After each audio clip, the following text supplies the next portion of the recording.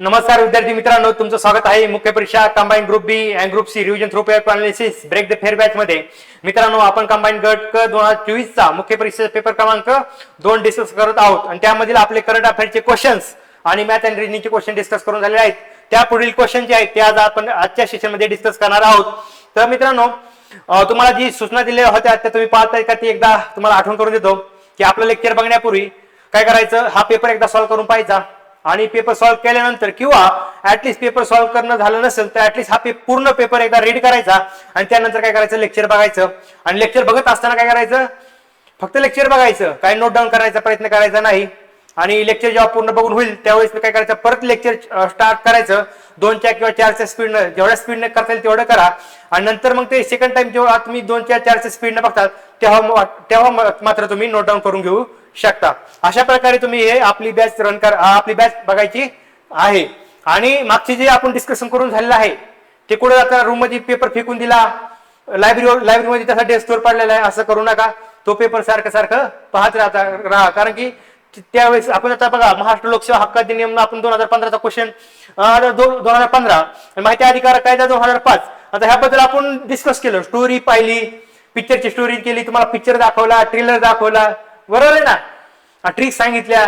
त्या गोष्टी काय कालांतराने विसरून जाऊ शकतात. आपण माणूस आहोत, आपण काय कॉम्प्युटर नाही, फिट केलं की चालू करा, बटन दाबलं की, तसं नाही, काही गोष्टी विस्मरणामध्ये जातात. तर त्या स्टोरी आपण इतकी चांगल्या प्रकारे बनवली आहे, एवढी त्याच्यावर मेहनत घेतलेली आहे, मग आपलं काम काय, परत ती रिवाइज करणं. तुम्हाला काय म्हणलं की आपण एक्झाम मध्ये नापास का होतो, अभ्यास असू नये, त्याचं मेन 2 कारण तुम्हाला मागच्या काही लेक्चर मध्ये सांगितले की सिली मिस्टेक्स आणि रिव्हिजन न करणं, हे मेजर कारण आहेत तुमचे रिझल्ट जाण्याचे. त्यामुळं सिली मिस्टेक होऊ नये म्हणून काय करायचं, जे पूर्वी परीक्षेचे पेपर झालेले आहेत त्याचा आयोग कसा पेपर सेट कसा केलाय, क्वेश्चन कसे सेट केले, त्याची फ्रेमिंग कशी आहे ते बघायची. आयोग पुढे तुम्हाला म्हणलं ना, पुढे तुम्हाला कात्रीत पकडतं ते बघायचं. म्हणजे आयोग तुम्हाला पुढे म्हणजे अयोग्य ह्याच्यामध्ये पकडतं ना, मग ते तिथं जास्त सिली मिस्टेक होतात, त्या सिली मिस्टेक कशा टाळायचे ते बघायचं. मॉक पेपर मध्ये काय बघायचं, टाइम मॅनेजमेंट बघायचं, स्ट्रेस मॅनेजमेंट बघायचं. एखादा क्वेश्चन आला कवर त्यालाच बघत बसला, तसं नाही करायचं. अवघड क्वेश्चन वाटतंय पुढच्या क्वेश्चनला जा, अशा स्ट्रॅटेजी तुमच्या तयार होत असतात, बरोबर आहे. ह्या गोष्टी तुम्हाला रिपीट सांगतोय, बोर वाटत असेल वाटू द्या, पण हे गरजेचं आहे म्हणून रिपीट सांगत राहणार आहे. तुम्हाला किती बोर वाटलं तरी चालेल, बरोबर, ठीक आहे. तर आपण करूया 33 नंबरचा क्वेश्चन. महाराष्ट्र लोकसेवा हक्क अधिनियम 2015च्या खालीलपैकी कोणत्या कलमांमध्ये वारंवार केल्या जाणाऱ्या कसूरीबद्दल पदनिर्देशित अधिकाऱ्यावर जबाबदारी निश्चित करण्याची कार्यपद्धती देण्यात आली आहे. डबल क्वेश्चन वाचतो. महाराष्ट्र लोकसेवा हक्क अधिनियम 2015च्या खालीलपैकी कोणत्या कलमामध्ये वारंवार केल्या जाणाऱ्या कसूरीबद्दल पदनिर्देशित अधिकाऱ्यावर जबाबदारी निश्चित करण्याची कार्यपद्धती देण्यात आली आहे. ह्याच्यामध्ये शब्द काय, कीवर्ड बघा मित्रांनो, काय आहे, कसूरी, आणि इथं काय आहे, जबाबदारी. आणि कुणाची कुणावर जबाबदारी आहे, पदनिर्देशित अधिकाऱ्यावर. कसूरी आणि ह्याच्याबद्दल बोललो ना, जबाबदारी, याबद्दल आपण कलम किती 12 आठवतंय का, महाराष्ट्र लोकसेवा हक्क अधिनियमचे कलम आपण डिस्कस केले होते, आठवतंय का. त्यामध्ये कसूरी बद्दल कलम 12 मध्ये बोललं गेलेलं आहे. किती म्हणजे जी स्टोरी जी होती ना, त्या स्टोरी जरी पाठ केली तरी तुमचे उत्तर निघलं, बरोबर. नंतर बघूया माहिती अधिकार 2005च्या कलम 6(3) नुसार जिथे माहितीसाठी विनंती करणारा अर्ज सार्वजनिक प्राधिकरणाकडे केला, जी दुसऱ्या सार्वजनिक प्राधिकरणाने आहे, अशा वेळी ज्या सार्वजनिक प्राधिकरणाकडे असा अर्ज केलाय ते खालीलपैकी या कमाल कालावधीमध्ये तो अर्ज त्या दुसऱ्या सार्वजनिक प्राधिकरणाकडे हस्तांतरित करेल. ते प्रश्न नीट वाचू थोडी कायद्याची भाषा आहे, थोडी समजायला अवघड असते, पण इतकी अवघड नाही की आपल्याला समजणारच नाही अशी नसते. आपण वाचायचं, अवघड आहे म्हणून सोडून द्यायचं नाही. तुम्हाला काय म्हणलं, फेस करायच्या गोष्टी फेस करायला शिका. अवघड असले तरी फेस करायला शिका. जोपर्यंत फेस करायला शिकत नाही तोपर्यंत तुम्ही काय म्हणलं, ते हडल जे अडथळा तो पार करणार नाही. बघा, शांतरित्या वाचा. माहिती अधिकार कायदा 2005च्या कलम किती 6(3) नुसार जेथे माहितीसाठी विनंती करणारा अर्ज सार्वजनिक प्राधिकरणाकडे केला, जी दुसऱ्या सार्वजनिक प्राधिकरणाकडे आहे, अशा वेळी ज्या सार्वजनिक प्राधिकरणाकडे असा अर्ज केला आहे ते खालील पैकी या कमाल कालावधीमध्ये तो अर्ज त्या दुसऱ्या सार्वजनिक प्राधिकरणाकडे हस्तांतरित करेल. म्हणजे 2 प्राधिकरण आहेत, एवढं सिंपल सांगतो. ह्यांनी काय सांगितलं, हे एक प्राधिकरण आहे, हे दुसरं प्राधिकरण आहे. इकडला अर्ज इकडं काय करायचा, हस्तांतरित करायचा आहे, ट्रान्सफर करायचा आहे. मग तो किती दिवसामध्ये करायचा आहे ते असं ह्यांना थोडक्यात सांगायचं आहे. मला पहिला ऑप्शन आहे अर्ज प्राप्त झाल्यापासून अर्ज प्राप्त झालेल्या तारखेपासून 7 दिवसाच्या आत, अर्ज प्राप्त झाल्याच्या तारखेपासून 5 दिवसाच्या आत आणि अर्ज प्राप्त झालेल्या तारखेपासून तीन कामकाजाच्या दिवसाच्या आत आणि वरीलपैकी 9 नाही, वरीलपैकी नाही. त्याला ठेवा ह्याच्यामध्ये किती येतं 7, ह्याच्यामध्ये 5, ह्याच्यामध्ये किती 3. आपलं एक पेपर सेट बेस्ड लॉजिक होतं ना आपलं. काहीच जर माहित नसेल तर काय करायचं, आकडे जे दिलेले असतात आकडे ते काय करायचे असेंडिंग ऑर्डर मध्ये लावायचे, चढत्या क्रमाने लावायचे. त्याला काय ठेवा 3 नंतर काय येतं 5 नंतर येतं 7 आणि 3, 5, 7 असेंडिंग ऑर्डर मध्ये लावलं, चढत्या क्रमाने लावलं तर आपल्याला काय दिसतंय सेकंड क्रमांकाला 5. मग 5 आपलं उत्तर असलं पाहिजे पेपर सेट बेस्ड लॉजिक नुसार. मित्रांनो अर्ज प्राप्त झाल्या तारखेपासून 5 दिवसाच्या आत आपल्याला काय करता ते हस्तांतरित करता येईल. पेपर सेट बेस्ड लॉजिक ने बरोबर उत्तर आलं. हे उत्तर आपल्या कशाने बरोबर आलं, आपल्या माहितीनुसार आपल्या स्टोरी आपल्याला माहिती होती.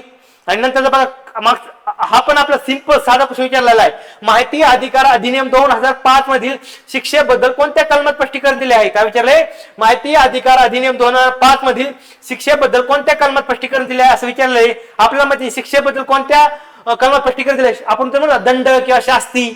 20 कलम होतं ना, किती क्रमांकाचं 20 क्रमांकाचं 20 कलम आर्टिकल 20 हे त्याचं उत्तर आहे. मित्रांनो बघा काय अवघड आहे का सांगा ना मला. महाराष्ट्र लोकसेवा हक्क अधिनियम आरटीआय ऍक्ट, पोरं म्हणतात की कायद्याची भाषा आहे समजत नाही, त्याच्यामध्ये दिलं असतं पदनिर्देशित अधिकारी, समुचित शासन, दुसरा अपीलीय अधिकारी, नंतर संविधानिक नुसार केलेला अनुशासित संस्था. असं काहीतरी वाटतं की यार हे काय चालू आहे. मी लॉचा विद्यार्थी नाही, मला हे समजायला अवघड जातोय. आयोग असं का करायला असं वाटू शकतं. पण मित्रांनो आयोगाला पण माहिती तुम्ही ग्रॅज्युएट आहात, त्यामुळे तुम्हाला हे काही समजणार नाही असं काही नाही. आणि दुसरं एक सांगतो मित्रांनो, सरळ सिंपल विचारला आहे यांनी. माहिती अधिकार 2005 मध्ये शिक्षेबद्दल कोणत्या कलमात स्पष्टीकरण दिलंय.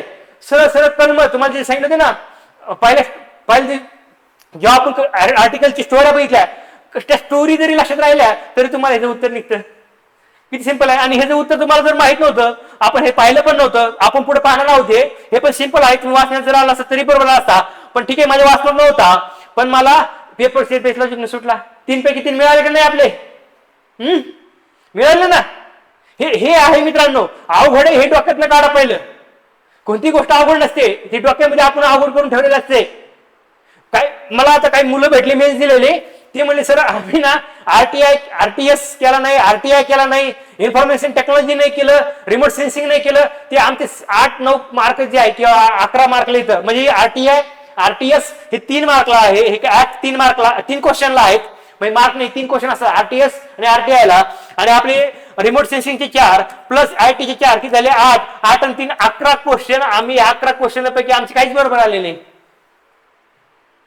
मी त्यांना म्हणलो तुम्ही पीवायक्यू जरी बघून गेला असता ना, पीवायक्यू हे जे आर्टिकल आहेत ना, आता मी तुम्हाला सांगतो हे 33 नंबरचा क्वेश्चन आणि 35 नंबरचा क्वेश्चन पीवायक्यू आहेत मित्रांनो, पीवायक्यू. आणि हाही कुठेतरी आलेला आहे, हे पण पीवायक्यू आहे, हे पण कुठेतरी येऊन गेलेला आहे. कोणता जरी नसता आला तर जरी तुम्ही वाचलेला नसता पेपर सेट बेस्ड लॉजिक बरोबर काढला मी तुमच्या समोरच प्रूफ करून दाखवलंय. मला सांगा आणि ते मुलांचे रिझल्ट किती मार्क गेले असते ना, 4 आणि 5 मार्कांना किंवा 1-2 मार्कांना. त्याचं बाकीचं खूप चांगलं असतं, तुमचं पण चांगलं आहे, क्वालिटी चांगलं आहे, हिस्ट्री चांगलं आहे, जिओग्राफी चांगलं आहे, इकॉनॉमिक्स चांगलं आहे, करंट अफेअर्स तिथे तर काही विचारच करू नका. कुठून पुस्तकं आणतात, कुठून नोट्स असतात तुमचं तुम्हालाच माहिती. सगळ्यात जास्त अभ्यास स्पर्धा परीक्षेमध्ये एमपीसी मध्ये तरी करंट अफेअर्स जास्त करत असतील मुलं पॉलिटी नंतर, बरोबर आहे. पण मला सांगू हे मित्रांनो सगळ्यात मी म्हणू ना, जर तुम्हाला सगळ्यात सोपा जर पाठ असेल ना कशामध्ये पेपर क्रमांक 2 मध्ये पॉलिटी नंतर, कशामुळे म्हणलं पॉलिटी नंतर, तर ऍक्ट आहेत हे 2 ऍक्ट कोणते, आरटीआय ऍक्ट आणि आरटीएस ऍक्ट जो आहे ना, राईट टू सर्व्हिस ऍक्ट आणि राईट टू इन्फॉर्मेशन ऍक्ट, हे 2 टॉपिक आणि रिमोट सेन्सिंग हे तुम्हाला ना, हे आरटीआयचे 3 क्वेश्चन आणि आरटीआय आणि आरटीएस 3 क्वेश्चन, या 2 ऍक्टचे 3 क्वेश्चन आणि आपल्या रिमोट सेन्सिंगचे 4 क्वेश्चन, हे 7 क्वेश्चन जो पार्ट आहे ना, हे सगळ्यात सोपं आहे पॉलिटी नंतरचा. फक्त काय आम्हाला कोणतरी सांगितलं असतं ते अवघड असतं, आम्ही कधी त्याच्याकडे बघितलं नसतं त्यामुळे आम्हाला ते अवघड वाटतं. असलं काही नसतं मित्रांनो. पहिली ना ती मुलं बॅचचं नाव आहे ब्रेक द फेरी बॅच. मित्रांनो, माझी प्रायोरिटी काय, तुमच्या मनातली भीती काढली पाहिजे. तुम्ही किती मेहनत करता, 12-12 घंटे मेहनत करता ना, जे छोटे छोटे टॉपिक आहेत त्याकडे फक्त दुर्लक्ष करतात. दुर्लक्ष झाल्यामुळे तुम्हाला ते परत अवघड वाटायला लागतात आणि तुम्हाला असं वाटतं की कुठे चंद्रावरून आले का कुठे दुसऱ्या परग्रहावरून आले असं वाटतं. हे आपलंच आहे, आपणच निर्माण केलेलं आहे, कुठून आलेलं नाही ते. त्यामुळे म्हणतो इतकं सिंपल आहे. तुम्हाला पहिले सांगितलं होतं ऍक्टिव्ह सिंपल, किती सिंपल क्वेश्चन. फक्त स्टोरी जरी लक्षात ठेवली ना, स्टोरी आणि पेपर सेट बेस लॉजिक, बाकीचं मी काय घेतले का आणखी त्या सबकॉल्म मध्ये दिलेलं आहे हे माहिती काहीच घेतलं नाही. मला सांगा, पहिल्या पेपरच्या स्टोरीनुसार आपल्याला 2 क्वेश्चन आणि पेपर सेट बेस लॉजिक मध्ये 1 क्वेश्चन आउट ऑफ क्वेश्चन भेटायला लागले ना, आउट ऑफ क्वेश्चन बरोबर निघायला लागले ना. मी ओरडू का सांगायला की हे जे आहे ना, हे खरं अनालिसिस आहे, हे खरं एक्झामचा अप्रोच आहे. उगं बसला पुस्तक वाचत नोट्स वाचतोय चाललंय चाललंय चाललंय असं कधी करायचं नाही. हे चुकतं आपलं की कळत नाही की नेमकं प्रत्येक विषय बाबतीत आपलंच आहे. अवघड करतो, डिफिकल्ट करतो, इनडीप करतो. अरे नाही रे मित्रांनो, आपला आरटीएस असेल किंवा आयटी असेल किंवा रिमोट सेन्सिंग असेल. आता पोरं पण म्हणतात रिमोट सेन्सिंग टेक्निकल सब्जेक्ट आहे, आवड आहे. आयटी इन्फॉर्मेशन टेक्नॉलॉजी ठीक आहे, त्यातले मी म्हणतो 4 पैकी एखादा क्वेश्चन चुकतो किंवा एखादा ठीक आहे 2 चुकतात, पण 2 तर तुम्हाला येण्याला लागे असतात ना. आणि रिमोट सेन्सिंगचे 4 पैकी 4 येऊ शकतात, इतकं काही अवघड नाही. पण माझं सायन्स नाही, मी कधीतरी अभ्यास केलेला आहे सायन्सचा, मला जमणार नाही हे स्वतःला नेहमी दररोज सांगत राहायचं. मग मन पण म्हणतं बरोबर आहे तुझं, तू कधीच केलं नाही. मग ते सांगतं मन तू 100% नापास होणार आहे. आणि नापासच होतं ना. मला सांग ना, एवढा मोठा 11 क्वेश्चन जर तुम्ही दुर्लक्ष केले तर ना कशी पास व्हायची अपेक्षा ठेवता तुम्ही. म्हणजे मला सांगा, आपली मेहनत, आपण 12 घंटे मेहनत करतो, राब राबतो, फक्त ह्या गोष्टीमुळे महागी पडतो आणि परत एक्झाम रिझल्ट आल्यानंतर म्हणायचं अरे रडायचं पडायचं. ठीक आहे मित्रांनो, वाईट वाटतं, रडतं माणूस, हे करतं, पण ह्या चुका किती म्हणजे खूप छोट्या चुका आहेत तुमच्या. ह्याला जर तुम्ही करेक्ट केलं ना, तुम्ही महाराष्ट्रामध्ये टॉपवर होऊ शकता. काय म्हणलो, पहिली मेन्स देणारा असू दे किंवा नेहमी मेन्स देणारा विद्यार्थी असू दे, त्यासाठी शक्य आहे. मित्रांनो, आपल्याला एक तुम्हाला सांगतो, स्टोरी सांगतो मी. जास्त आज स्टोरी म्हणजे तुमचा वेळ घेतो थोडा, गरजेचं आहे म्हणून. तुम्ही हॉटेलला बघा, मोठमोठ्या हॉटेलला बघा, आचार्य असतात, बरोबर आहे, शेफ म्हणतात त्याला, बरोबर आहे इंग्लिशमध्ये.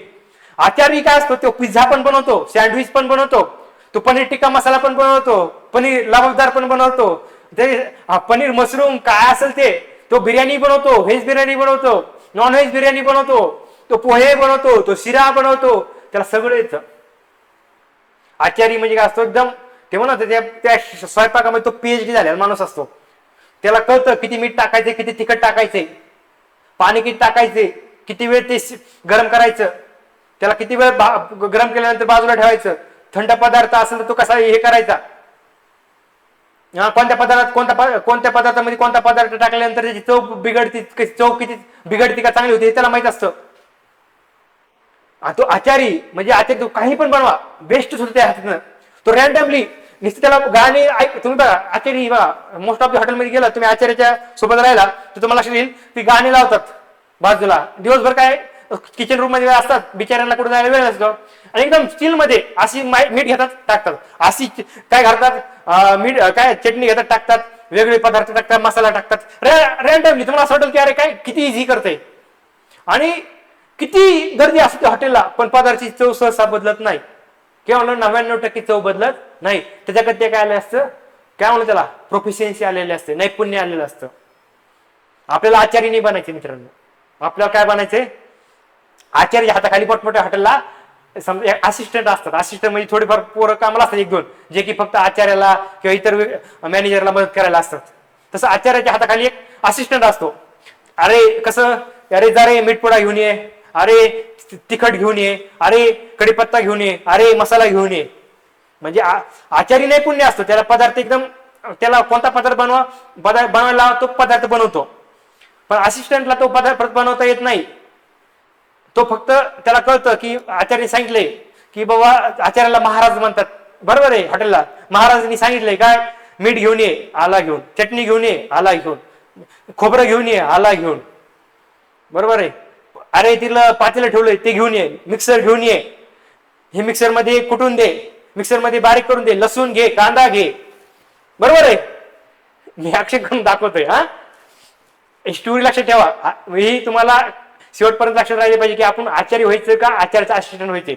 आपली जी एक्झाम आहे कंबाईनची ती आपल्याला आचार्य होण्यासाठी नाही, तर आपल्याला काय व्हायचंय, आचार्याचा असिस्टंट व्हायचंय, म्हणजे महाराजाचा असिस्टंट, जो स्वयंपाक बनवतो त्याचा असिस्टंट व्हायचंय. सर तुम्ही म्हणता असं कसं बोलताय, मला सांगा आपण उद्या एसओ होणार, एसटीआय होणार, पीएसआय होणार, आपल्या हाताखाली, सॉरी आपल्या हाताखाली नाही, आपल्यावर म्हणजे आपल्या सुपिरियर कोण असणार आहेत, IAS IPS कमिशनर लेवलचे अधिकारी असणार आहेत, ते आचार्य आहेत.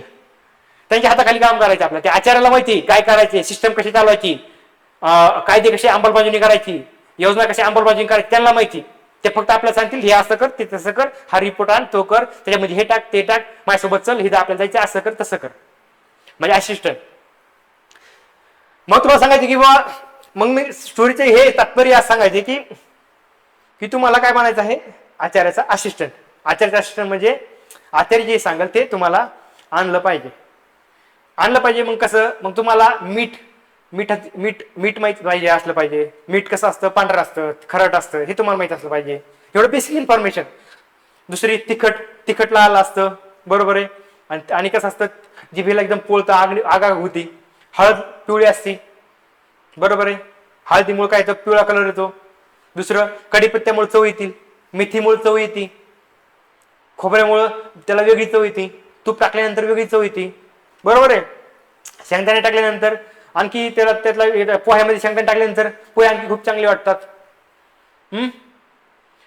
हा, मग आता तात्पर्य असं ते म्हणतात की हे सर काय सांगतात आम्हाला, थांबा येतो मी, तुम्हाला मेन मुद्दे येतो. मिठाला मीठ म्हणतात हे माहित आपल्याला झालं पाहिजे. कायला मिरची पावडर असते, तिखट असते, त्याला तिखट म्हणतात हे माहित झालं पाहिजे. आणि तिखट हे तिखट असतं आणि मीठ जे असतं ते खारट असतं हे माहित असलं पाहिजे. आणि एक मिनिट, सॉरी काहीतरी किडू गेल तर, कढीपत्ता मला हे माहित पाहिजे. कढीपत्त्याला कोथिंबीरला कढीपत्ता असं नाही. कढीपत्ता म्हणल्या कढीपत्ता आणला पाहिजे, म्हणजे कढीपत्ता तर मला माहित पाहिजे कसा असतो. कोथिंबीर कशी असते ती माहित असली पाहिजे. खोबरं कसं असतं माहित असलं पाहिजे. खोबरं आणायला सांगितलं, नारळ घेऊन आला, चालणार नाही. नारळ कशामध्ये टाकतात, चटणी असते ना, सांबर चटणी, आणि खोबरं कशामध्ये टाकतात, कारंजा वगैरे त्यामध्ये टाकतात खोबरं. कधी कधी आपले जे असतं ना पाकाच बनवलेला आपला मैसूर पाक वगैरे त्यासारखा पदार्थ असतो त्यामध्ये टाकतात. चिक्की बनवायला त्याला खोबरं टाकतात, बरोबर आहे. नारळ काय, खोबरं काय, तुम्हाला म्हणलं ना, प्रत्येक पदार्थ ती चव काय ही असिस्टंटला माहित असली पाहिजे. असिस्टंटला ते पदार्थ कोणता ते माहित आहे, हे आपल्याला रेग्युलर माहिती. तुम्हाला आणखी सांगतो की आपल्याकडे बेल पेपर आहे. बेल पेपर हा पदार्थ आहे. एक्झॉटिक व्हेजिटेबल्स नावाचा पदार्थ असतात. एक्झॉटिक व्हेजिटेबल्स, एक्झॉटिक्स म्हणजे देशी, बरोबर आहे. येऊन गेला ना व्हॉकॅब्युलरी, बरोबर आहे. सॉरी, एक्झॉटिक म्हणजे देशी नाही, परदेशी, चुकून सांगितलं मी. देशी आपल्याला येणार आहे व्हॉकॅब्युलरी. एक्झॉटिक म्हणजे परदेशी, एक्झॉटिक व्हेजिटेबल्स म्हणतात. एक्झॉटिक व्हेजिटेबल्स म्हणजे परदेशी भाज्या. आता आपल्याकडे ज्या कोथिंबीर, मिरची, लवंगी सगळं आपल्याला माहित असतं, पण काही भाज्या अशा आहेत, फळभाज्या आपल्याला माहित सुद्धा नाहीत, पण त्या अस्तित्वात आहेत पृथ्वी तलावर कोणत्या देशामध्ये. मग त्या पण आपण इम्पोर्ट करतो. त्या पण मोठमोठ्या हॉटेलला दिसतात तुम्हाला, नाव पण माहित नसतं, पण चवले भारी असते. तुम्ही हे काय आहे ते मित्र म्हणतो काही गरज नाही, काय आहे ते तू खा. त्याला पण माहित नसतं, त्यामुळे तो म्हणतो तू खा, खायचं काम कर. म्हणजे हे सांगायचं असं आहे की मित्रांनो, आपल्याला फक्त त्या पदार्थाची नाव माहित पाहिजे किंवा ते गोष्ट काही ती माहित असली पाहिजे. कारण की ऑर्डर सोडली आचार्याने, मीठ घेऊन ये, लगेच तू मीठ घेऊन आला पाहिजे. तो चटणी घेऊन नाही आला पाहिजे. चटणी घेऊन ये म्हणलं की चटणी घेऊन आला पाहिजे. नारळ घेऊन ये म्हणलं की नारळ घेऊन आला पाहिजे. आणि खोबरं घेऊन ये म्हणलं खोबरं, कढीपत्ता म्हणलं कढीपत्ता, आणि कढीपत्ता नंतर काय आपलं मेथी, कोथिंबीर म्हणलं कोथिंबीर. सांगायचा उद्देश असा मित्रांनो की त्या पदार्थाला तेच म्हणतात. ही बेसिक इन्फॉर्मेशन आहे. मग मला सांगा, आचारी पदार्थ बनवणार आहे त्या हाताखाली कोण असणार, असिस्टंट असणार आहे. आचार्याला खूप सारं नॉलेज त्याला गेन करावं लागलं, त्याला शिकावं लागलं पदार्थ कसे बनवायचे. पनीर टिक्का मसाला वेगळा बनवायचा असतो, पनीर मशरूम भाजी वेगळी बनवायची असते. परत वेगवेगळे प्रकार आहेत. व्हेज राजधानी, व्हेज लाहोरी, हे वेगवेगळे भाजीचे प्रकार आहेत, ते वेगळे. त्याच्यामध्ये रेड ग्रेव्ही, येल्लो ग्रेव्ही, परत त्यामध्ये स्पायसी, मिडियम स्पायसी, स्वीट, परत त्यामध्ये थोडं creamy, cream of tomato, starter वगैरे हे असतात, स्टार्टर वगैरे किंवा soup, cream of tomato, lemon coriander soup. हे म्हणजे हे त्याला शिकावं लागलं आचार्याला. ते आचार्याला कसं आहे, पदार्थाची नाव माहिती आहे, मीठ मिठाला मीठ म्हणतात, तिखटाला तिख म्हणतात, तिखट म्हणतात, नारळ नारळ म्हणतात, खोबरं म्हणतात, हे त्याला माहित झालं होतं. पण त्याच्या पुढे जाऊन त्याला शिकावं लागलं, कारण की त्या स्वतःला तो पदार्थ बनवायचा होता. म्हणून आचार्यानं त्याच्यामध्ये खूप प्रोफेन्सी आणली, त्यामुळे तो प्रत्येक पदार्थ बनवू लागला आणि त्याला ते जमलं. आणि असिस्टंटला काम काय आहे, पदार्थ नाही बनवायचा, त्याला फक्त असिस्टंट करायचंय की तिखट म्हणलं तिखट घेऊन ये, मीठ म्हणलं की मीठ घेऊन ये, कोथिंबीर म्हणलं कोथिंबीर घेऊन ये, कढीपत्ता म्हणलं कढीपत्ता घेऊन ये. मग मित्रांनो, RTI, RTS, information technology, remote sensing हे जे टॉपिक आहे, इतर विषय असतील ते डबल सांगतो की तुम्हाला फक्त असिस्टंटचं काम करायचं आहे. ह्या कलमामध्ये हेच सांगितलं, एवढंच माहित पाहिजे. इन डिटेल लॉ करायची गरज नाही, खूप असं प्रगाढ प्रगाढ पंडित व्हायची गरज नाही. आणि इन्फॉर्मेशन टेक्नॉलॉजी रिमोट सेन्सिंग साठी तुम्हाला सायंटिस्ट होण्याची गरज नाही, आयोगाची डिमांड नाही. आयोग म्हणते तुम्हाला आचार्य नाही बनायचं, आम्हाला आचार्याचा असिस्टंट बनवायचा आहे. कायचा? आचार्याचा असिस्टंट. कळलं की मित्रांनो, हा सिंपल फंडा आहे परीक्षा पास होण्याचा. आचार्य बनण्याच्या नादात आपण एक्झाम पास होत नाही मित्रांनो. आयोगाला अपेक्षित आचार्य नाही, आचार्याचा असिस्टंट आहे. मित्रांनो, ह्या गोष्टीत वेगळ्या आहेत, मी फक्त रिलेट केल्या. आपल्याला काय करायचं आहे, असिस्ट करायचं आहे. त्यामुळे लक्षात आलं मित्रांनो, स्टोरी सांगितली ही गरजेची होती. तेव्हा म्हणतो ना, खूप डीप करायच्या नादी लागू नका, पदार्थ बनवायच्या नादी लागू नका. पदार्थ बनवायची सांगितलीच नाही, तुम्हाला फक्त सांगितलंय मीठ आण, खोबरं आण, तिखट आण, मिरची आण हे सांगितलंय, कढीपत्ता आण हे सांगितलंय. भाजी बनवायची नाही सांगितले. भाजी बनवायला आचार्य आहे. आचार्य म्हणजे IAS officer, IPS officer, commissioner लेवलचे अधिकारी, सायंटिस्ट लोक हे बसलेत भाजी बनवायला. त्यांना फक्त आपल्या त्यासोबत हेल्प करण्यासाठी आपल्याला जायचं आहे सिस्टम मध्ये. आपण जे एक्झाम तयार करतो ते फक्त हेल्प करण्यासाठी, असिस्ट करण्यासाठी आहे. नावात आहे ना, ASOचं नाव काय आहे, असिस्टंट शिक्षण ऑफिसर, असिस्टंट नाव आहे ना, बरोबर आहे, नावात असिस्टंट आहे ना. कळलं का? असं आहे मित्रांनो. त्यामुळं लक्षात ठेवा, किती डीप जायचं कुठे नाही. आले हे आज थोडा वेळ घेतला पण गरजेचं होतं. ठीक आहे, आता काय करू मित्रांनो, आता आपण काय करू, हे ऍक्ट जे आहेत ना, एकदा फक्त ऍक्ट रिवाइज करू, म्हणजे फक्त वाचून घेतो. आणि तुम्हाला एक रिक्वेस्ट आहे मित्रांनो, टिल एक्झाम पर्यंत आपण ज्या स्टोरी घेतली होती ना आणि ज्या ट्रिक्स घेतल्या होत्या ना पहिल्या दिवशी RTIच्या आणि RTSच्या, ते सारखे रिवाइज करा. कारण की त्यावर तुम्हाला क्वेश्चन सुटतायत, सरळ क्वेश्चन सुटले, प्रूफ करून दाखवले. मी कधी कोणत्या गोष्टी हवेत बोलत नाही आणि मला हवेत मुलांना ठेवायला आवडत नाही. आहे ती सत्य सांगायचं, जे आहे ते सांगायचं. वाटलं राग आला तरी ठीक आहे, काही वाटलं तरी ठीक आहे, कारण की मला वाटत नाही खरं बोलून राग आला तर ठीक आहे, ऍडमिशन कॅन्सल झालं तरी ठीक आहे, काय अडचण नाही. ऍडमिशन घेताना पोरांना म्हणतो आपण कोणती मेन्स दिलेली नाही, काय सांगायचं, मी मेन्स दिली, मी पोस्ट होल्डर आहे, ठीक आहे. जे मुलं झाले त्यांचे खूप अभिनंदन, ते पण चांगले शिकवतात, ते पण बॅचेस घेतात. काही पोस्ट होल्डर मुलं असेल, काही मेन्स दिलेले मुलं असेल, पण ठीक आहे माझ्याकडे नाही झालं, मी नाही 10 वर्षात एखादी प्री पास झालो, ठीक आहे ऍडमिशन नाही झालं तरी चालेल. पण काय गरज आहे, काय म्हणजे जी गोष्ट आपण केलीच नाही ती कशाला पोरांना खोटं बोलायची. मी तुम्हाला म्हणतो की तुम्ही ना मित्रांनो एक्झामशी प्रामाणिक राहा, आयोगाच्या सिलेबसशी प्रामाणिक राहा, आयोगाच्या क्वेश्चनशी प्रामाणिक राहा. आयोग तुम्हाला नक्कीच काय करेल, पास करेल. आता म्हणून आयोगाच्या एरिया ऑफ इंटरेस्ट नुसार चला, आयोगाची आवड निवड जपा, तर 100% आयोग तुम्हाला सिलेक्ट करेल. हा ठीक आहे, त्यावर आपण नंतर बोलू आणखी. तर आता काय करू, ऍक्ट बघू, दोन्हीचे ऍक्टचे वर कलम म्हणजे एकदा रिवाइज करू.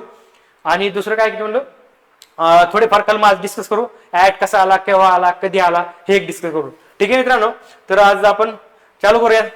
आता पहिला घेऊयात आता महाराष्ट्र लोकसेवा हक्क अधिनियम. मग त्याच्यामध्ये कधी आला, त्याची तारीख, कधी इम्प्लिमेंटेशन तारीख ते विचारलेलं आहे आपल्याला, ते पाहू.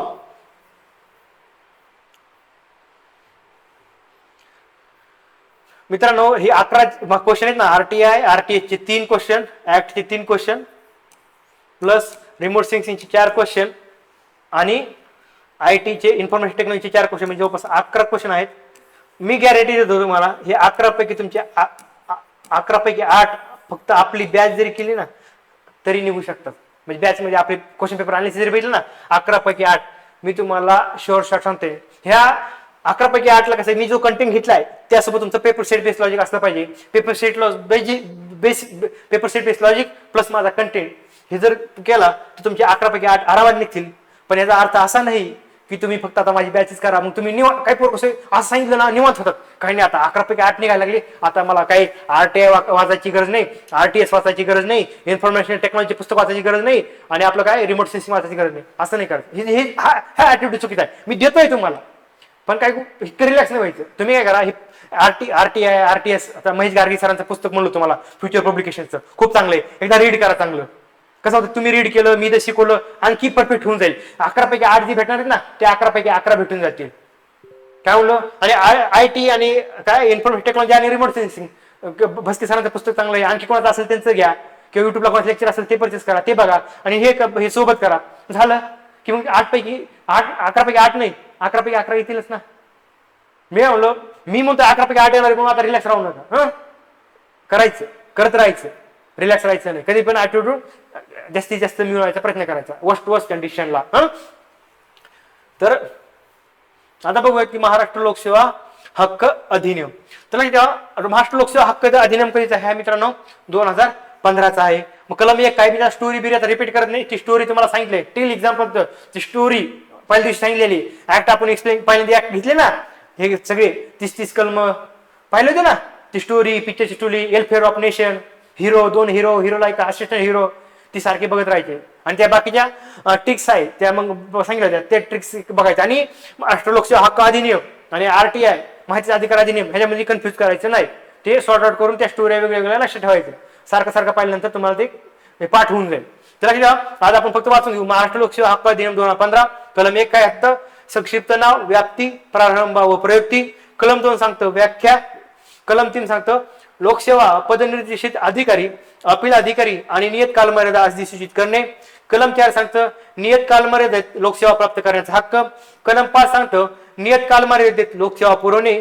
कलम 6 सांगतं अर्जाच्या स्थितीची पाहणी. कलम 7 सांगतं लोकसेवा देण्यासाठी माहिती तंत्रज्ञानाचा वापर करणे. कलम 8 सांगतं अपील प्राधिकाऱ्यांची नियुक्ती.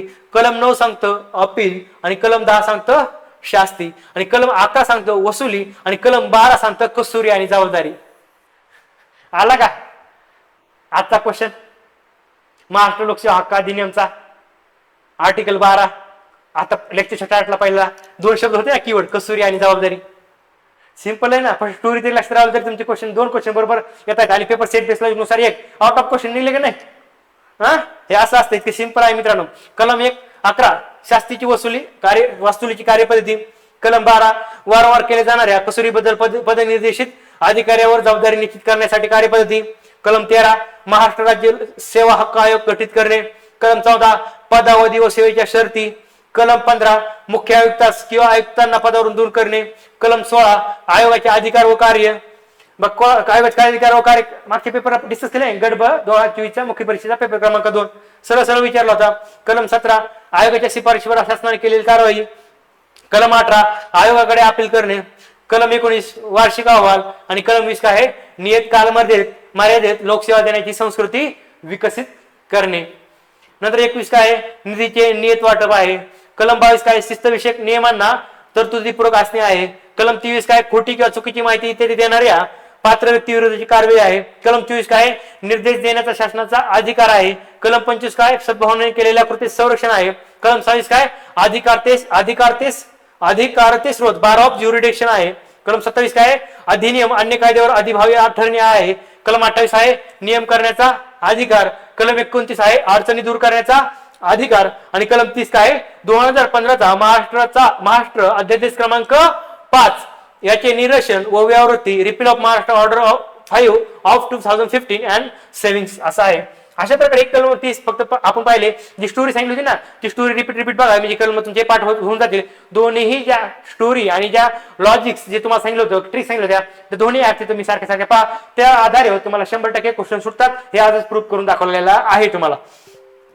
आता आपण काय करणार आहोत की दररोज काय करू, आपण आता राहिलेल्या लेक्चर मध्ये काय करू, महाराष्ट्र लोकसेवा हक्क अधिनियम 2015 आणि महाराष्ट्राचा अधिकार अधिनियम 2005 त्याचे थोडे कलम थोडे डिस्कस करू. आणि सगळं बॅचच्या एंड पर्यंत सगळे कलम आणि त्याचे उपकलम आणि त्यातला थोडा डाटा आपण डिस्कस करू. म्हणजे कसं आहे, म्हणजे तुम्हाला आता वर क्वेश्चन जर आले डायरेक्ट कलमावरती तर ते तर काही चुकणार नाहीत का, तर त्या स्टोरी स्वरूपात तुम्हाला लक्षात आहेत. पण काही इन डिटेल जर विचारलं, काही मुख्य माहिती आयुक्त अपील किती दिवसात करायचं, किंवा मुख्य माहिती आयुक्ताचा पदावधी किती वर्षाचा असतो, मुख्य आयुक्ताची नेमणूक कोण करतं, अशा आल्यानंतर ते पण प्रश्न चुकायला नाही पाहिजे. म्हणून मी तोही डाटा तुम्हाला प्रत्येक लेक्चरला घेत राहणार आहे. आणि शेवटच्या लेक्चर पर्यंत हे सगळं तुमचे दोन्ही ऍक्ट मी बऱ्यापैकी कव्हर करणार आहे, जे की तुम्हाला आउट ऑफ देईल असं. ठीक आहे.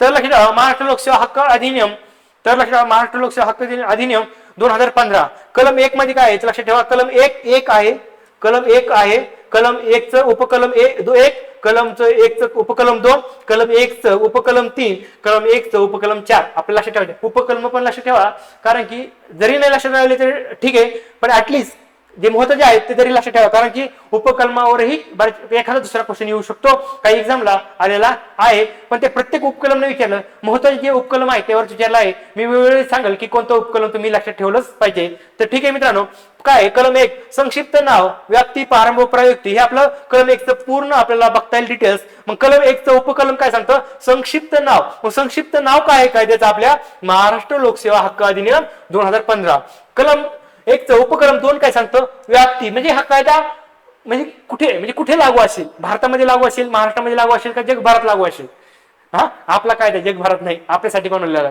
आणि हा कायदा आहे महाराष्ट्राचं नाव काय आहे महाराष्ट्र लोकसेवा हक्क अधिनियम आहे म्हणजे हा फक्त महाराष्ट्राच्या पुरता आहे मला व्याप्ती कुठे जी ऑल इंडिया नाही तर स्टार करायला फक्त संपूर्ण महाराष्ट्रासाठी आहे भारतासाठी नाही राईट टू इन्फॉर्मेशन भारतासाठी आहे ऑल इंडिया मध्ये तो लागू आहे पण हा कोणता आहे फक्त संपूर्ण महाराष्ट्र व्याप्ती कलम 1 च उपकलम 2 3 काय अंमलबजावणी म्हणजे ही अंमलबजावणी ही तारीख लक्षात ठेवा विविध एक्झामला विचारली आहे 28 एप्रिल 2015 28 एप्रिल 2015 जी काय झाली अंमलबजावणी झाली ही तारीख लक्षात ठेवा 18 एप्रिल 2015 लक्षात ठेवतो राहतं मग हे 28 एप्रिल कसं लक्षात ठेवायचं सांगतो तर लक्षात ठेवा अंमलबजावणी काय झाली 28 एप्रिलला आता एप्रिल महिन्यामध्ये एक मोठा इव्हेंट असतो आपल्या आणि गर्वाचं असतं आपलं गर्वाचा एक सण आहे सण कोणता असतो सण हा कोणता 14 एप्रिल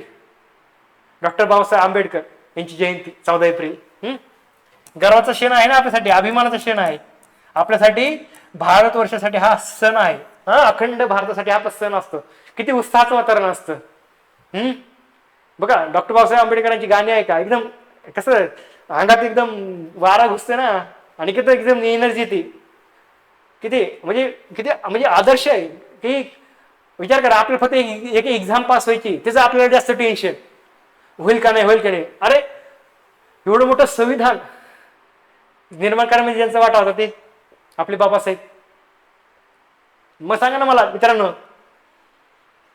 किती मोठी गोष्ट केली आयुष्यामध्ये त्यांनी आणि आपण एक एक्झामसाठी घाबरतो हजारोनी जागा येतात शेकडोनी जागा येतात दरवर्षी येतात आणि तरी घाबरतो हा किती मोठं चॅलेंजिंग काम होतं संविधान निर्मिती हा स्वतंत्र भेटलं स्वातंत्र्यानंतर देश कसा चालवायचा एवढी मोठी गोष्ट आपलीच माणसं आहेत ना हा आपली माती आपली माणसं हा हे काही बाहेरून आले होते तेव्हा जाऊन मित्रांनो हे जो आपला आदर्श आपल्या समोर ठेवायचा कधी अभ्यासात डिप्रेशन आलं ना छत्रपती शिवाजी महाराज असतील हा डॉक्टर बाबासाहेब आंबेडकर असतील शाहू महाराज असतील महात्मा फुले असतील सगळ्यांचा आदर्श हे काय वाचायची नसतात त्यांचा आदर्श पण घ्यायचा की त्यांनी किती म्हणजे सगळं जग काय समाज सुधारका बाबतीत असं होतं की बाबा सगळा समाज विरोधात होता आणि सगळा समाज एकीकडे आणि हे एकीकडे तरी ते समाजाशी भिडले लढले आणि त्यांनी त्यांचं जे साध्य होतं ते साध्य केलं आपल्याला फक्त एक्झाम पास व्हायची त्याचं आपल्याला एवढं टेन्शन त्यामुळे मित्रांनो आपले आदर्श नेहमी डोळ्यासमोर द्यायचे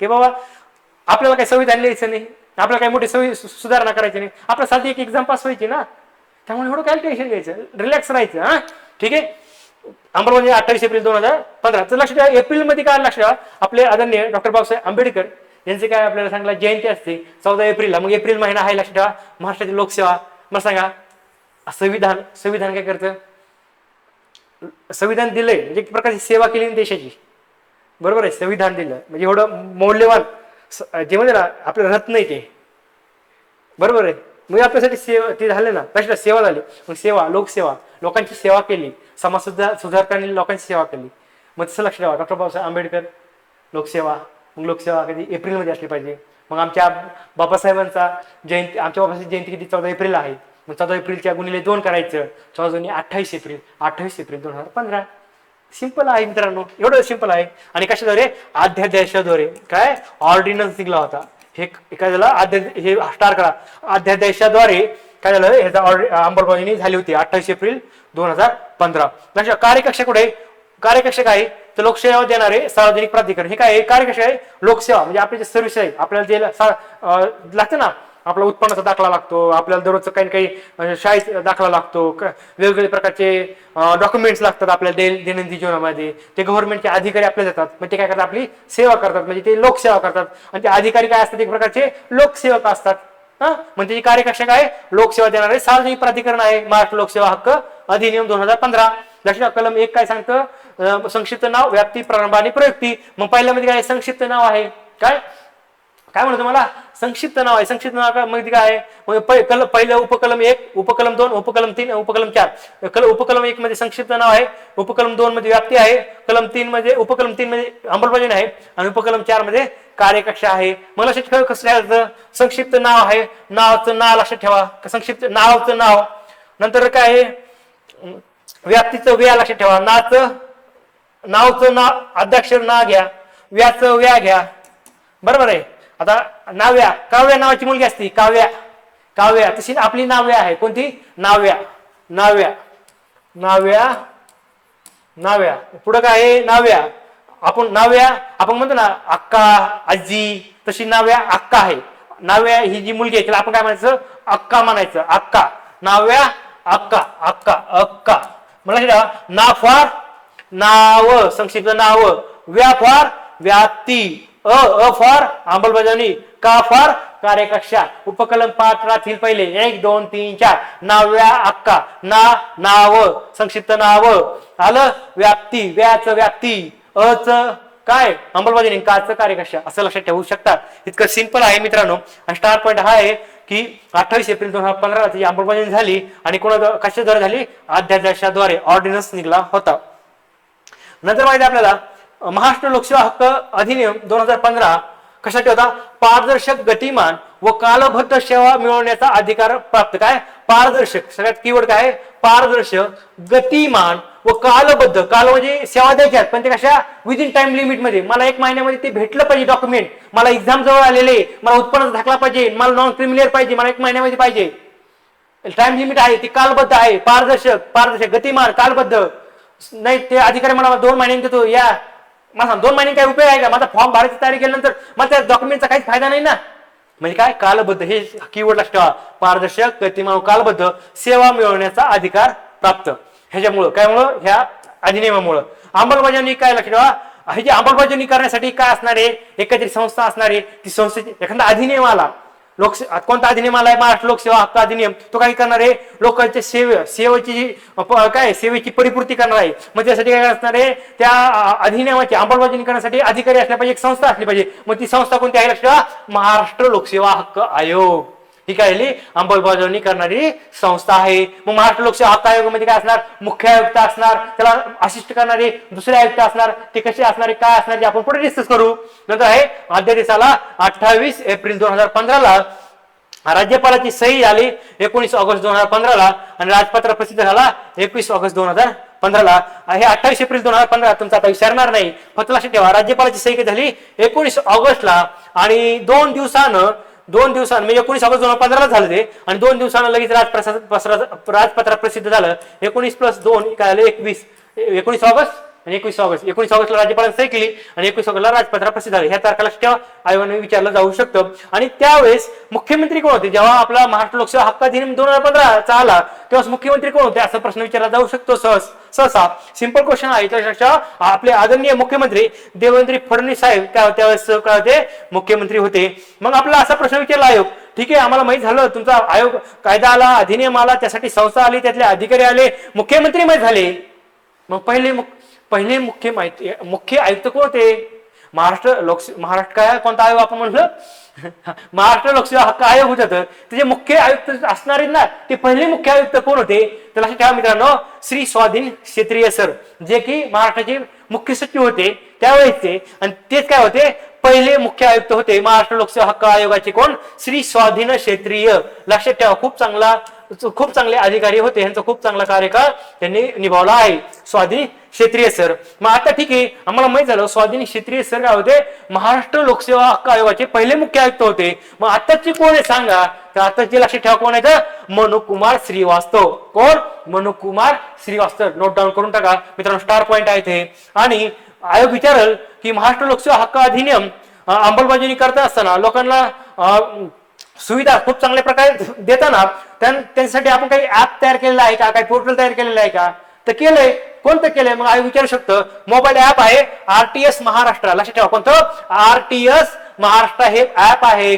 आणि पोर्टल कोणतं आहे, आपले सरकार.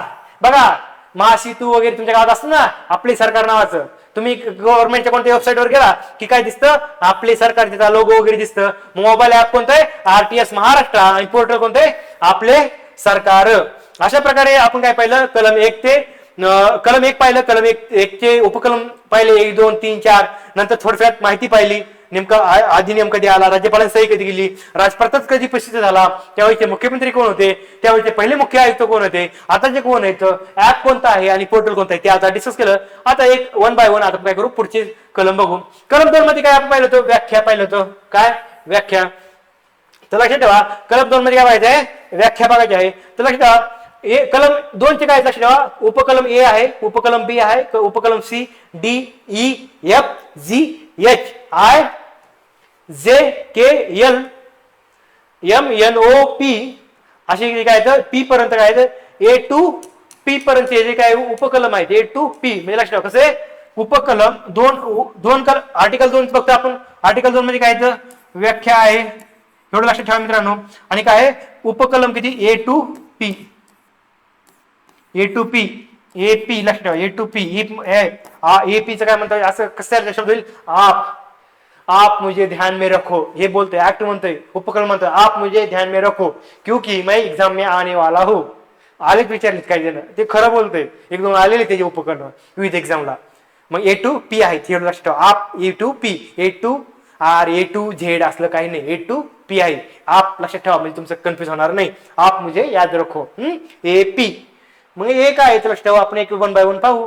मजेदार शिकायचे मित्रांनो, असं लोड नाही घ्यायचा, एकदम रिलॅक्स राहायचं. आयुष्य असं ताणाताणात जगायसाठी देवाने जन्म दिलेला नाही आपल्याला, रिलॅक्स राहण्यासाठी. अभ्यास पण रिलॅक्स करायचं, जे कराल ते रिलॅक्स करा, जेवढं रिलॅक्स राहून करा तेवढं चांगलं होणार. ये अंमलबजावणी 2A. आता आपण काय करू, हे जे आहे ना 2 आता बोलणार नाही, कारण की ते आपल्याला माहिती, आपण कलम 2 बघतो. उपकलम ए जे आहे ते अंमलबजावणी संबंधित आहे. ए अंमलबजावणी अंमलबजावणीचं म्हणजे ए असं लक्षात ठेवा. अंमलबजावणी ए च काय होतं, अंमलबजावणी लक्षात ठेवा. म्हणजे काय, त्यामध्ये काय अंमलबजावणी. मग अंमलबजावणी कोण करतं लक्षात ठेवा. अंमलबजावणी करण्यासाठी एक संस्था आहे, कोणती, महाराष्ट्र काय लोकसेवा हक्क, काय मला थोडं हे होतं, महाराष्ट्र लोकसेवा हक्क आयोग ही संस्था आहे. मग त्या संस्थेमध्ये काय अधिकारी असणार आहेत ना, मग अधिकारी कोणते, मुख्य आयुक्त किंवा आयुक्त असतात. मग अंमलबजावणी कोण करणार आहे, मुख्य आयुक्त किंवा आयुक्त. कलम 13(2) अन्वये तेरा काम है, 13(2) का काम है कि मुझे सर्विस दे दो, सर्विस बरोबर आहे, लोकसेवा देणे. 13 म्हणजे 13 कलम लक्षात ठेवा. 13(2) मुख्य आयुक्त एक पर्सन झाला आणि आयुक्त दुसरा त्या सगळं सोबत असलेला असिस्ट करणारा 2 म्हणून 13 काम क्या है, मुझे सर्विस देना, मुझे सेवा देना, बरोबर आहे. 13 मग 2 उपकलम 2 आहे, 13 मधलं उपकलम 2 असं लक्षात ठेवायचं. 13(2) मग 2 काम म्हणलंय, मुख्य आयुक्त पण बसलेला आहे, आयुक्त पण बसलेला आहे. मग 1 आणि 1 2 असं लक्षात ठेवायचं. सिंपल. ए फॉर अंमलबजावणी, आणि अंमलबजावणी कोण करणार, मुख्य आयुक्त किंवा आयुक्त. म्हणून 2% उल्लेख झाल्यामुळं 13 म्हणजे 13 काम हे 13(2). सिंपल असं लक्षात ठेवायचं, परत विसरणार नाही. नंतर बी म्हणजे महाराष्ट्र राज्य सेवा हक्क आयोग. महाराष्ट्र राज्य सेवा हक्क आयोग म्हणजे आता जे पाहिलं आपण, काय महाराष्ट्र राज्य किंवा महाराष्ट्र लोकसेवा हक्क आयोग किंवा त्याला आपण म्हणू शकतो महाराष्ट्र राज्य सेवा हक्क आयोग.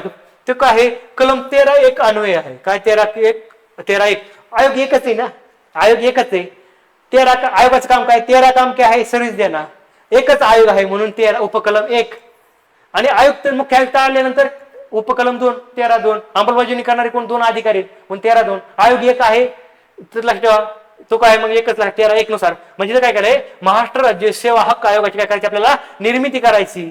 कलम उपकलम बी सांगते. बी म्हणजे काय लक्षात ठेवा मित्रांनो, बिल्ड करणं. बिल्ड म्हणजे स्थापना करणं. म्हणजे पण सांगितलं ना, बी फॉर बिल्ड करणं. महाराष्ट्र लोकसेवा राज्य सेवा हक्क आयोगाची कलम 13(1) अन्वये स्थापना करणे. बी फॉर बिल्ड, ए फॉर अंमलबजावणी, बी फॉर बिल्ड. लक्षात राहिलं, विसरणार नाही. सी म्हणजे सक्षम प्राधिकारी. सक्षम प्राधिकारी म्हणजे लक्षात, सी कोणतरी असा सक्षम माणूस पाहिजे कंट्रोल ठेवण्यासाठी. C for control. C for control. C म्हणजे कंट्रोल कोणाचा, सक्षम अधिकाऱ्याचा. सी कंट्रोल सक्षम अधिकारी. लक्षात ठेवा. डी काय आहे, विभाग. डी काय आहे, विभाग.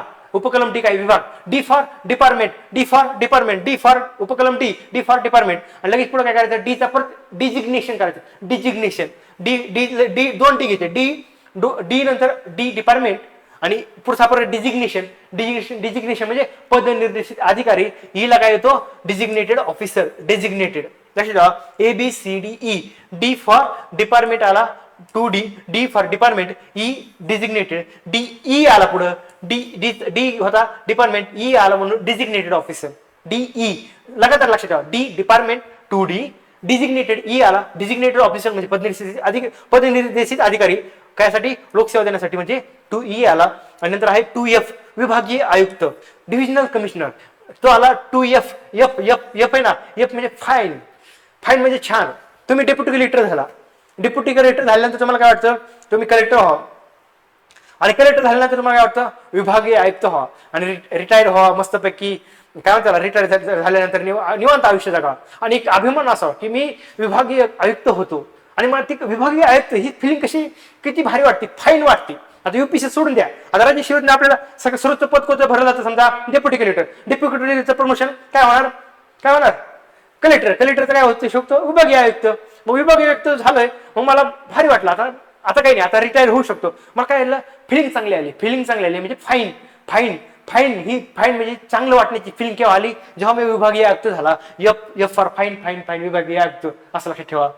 नंतर लोकसेवा जी आहे त्याला म्हणजे काय, जी म्हणजे काय, लोकसेवा प्राप्त पात्र व्यक्ती. म्हणजे लोकसेवा प्राप्त करण्यासाठी पात्रता काय, म्हणजे एखाद्याला लोकसेवा द्यायची आहे, मग तो पात्र आहे का ती लोकसेवा देण्यासाठी, त्यासाठी ते कलम आहे. म्हणजे लोकसेवा देण्यासाठी एखादी व्यक्ती पात्र आहे का, मग त्यासाठी पात्रता आहे. पात्रता म्हणजे इलिजिबल. इलिजिबल म्हणजे पात्रता. इलिजिबल. इलिजिबल म्हणजे सगळ्यात जास्त कोणत्या अक्षराचा उल्लेख जास्त होतो, इलिजिबल. जिबल इलिजिबल. जी जी जी जी जी जी जी जी. 2G पात्रता. इलिजिबल. जी जी जी म्हणलं की इलिजिबल. पात्रता. पात्रतेसाठी लोकसेवा प्राप्त करण्यासाठी. 2H काय, प्रथम अपील अधिकारी. कलम 8(1) अन्वये संबंधित सार्वजनिक प्राधिकरणाने. काय, कलम 8(1) अन्वये संबंधित सार्वजनिक प्राधिकरणाकडे. म्हणजे प्रथम एखादं कसं आहे की आपल्याला एखादी सर्व्हिस भेटली नाही, मग काय करायचं, आपण ती तक्रार करण्यासाठी आपण काय करायचं, एखाद्या दुसरीकडे म्हणजे अपील करायचं की मला ह्याच्यापासून त्रास झालेला आहे, मला जे पाहिजे ते भेटलं नाही. मग काय करायचं, अपील करायचं. मी सिंपल साध्या भाषेत सांगतो बरं का, जास्त टेक्निकल जाणार नाही, जास्त कायद्यामध्ये घुसणार नाही. अपील करायचे म्हणजे कसं, तुम्हाला तुमच्या हक्कापासून वंचित ठेवलंय, मग तुम्ही काय करणार, कुठेतरी न्याय मागण्यासाठी जाणार. म्हणजे तुम्ही काय करणार, अपील करणार की मला हे सेवा भेटत नाही, ही मला अधिकारी मदत करत नाही, मग अपील करणार. मग प्रथम आधी मग काय अपील कोणाकडे करायचं, पहिल्यांदा प्रथम अपील अधिकारी असं त्याच्याकडे करायचं. प्रथम अपील अधिकाऱ्यांनी नाही ऐकलं तर मग कुणाकडे जायचं, द्वितीय अपील अधिकारी. मग प्रथम अपील अधिकारी काय, द्वितीय अपील अधिकारी ते आपण नंतर बघू. पण लक्षात प्रथम अपील अधिकारीचं असं आहे ते कशामध्ये, एच मध्ये आहे. एच म्हणजे प्रथम अपील अधिकारी.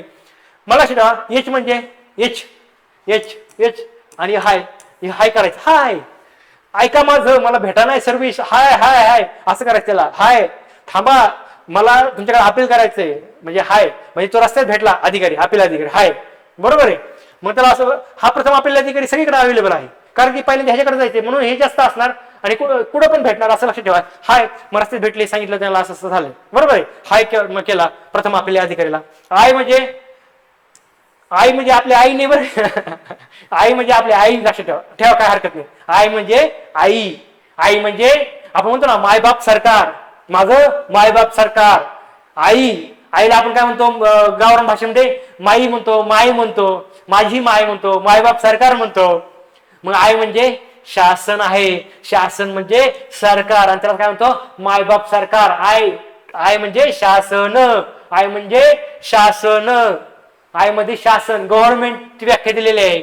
म्हणजे आई म्हणजे शासन, आई म्हणजे माय बाप सरकार असं लक्षात ठेवा. आई शासन आणि शासन कोणतं? महाराष्ट्र शासन, ज्यामध्ये तुम्ही जाणार आहात.